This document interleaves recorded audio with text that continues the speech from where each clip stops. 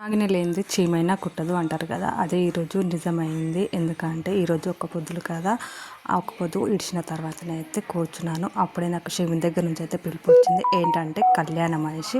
అక్కడికి వెళ్ళిన తర్వాత తెలిసింది ఎంత మిస్ అయ్యామో అనేసి. నిజంగా సూపర్ అంటే సూపర్గా ఉంది. అమ్మవారిని తయారు చేశారు. ఇంకా మేము అక్కడికి వెళ్ళిన తర్వాత అయితే ఒడిబియ్యం అయితే కలుపుకున్నాము. ఇంకా ఒడిబియ్యం కలిపిన తర్వాత కూర్చున్నాము. చాలాసేపు తర్వాత పంతులు అయితే వచ్చారు. అరే మర్చిపోయాను, మీ అందరికీ శివరాత్రి శుభాకాంక్షలు. ఈరోజు ఎవరెవరు ఒక పొద్దుతారో నాకైతే కామెంట్ అయితే చేయండి.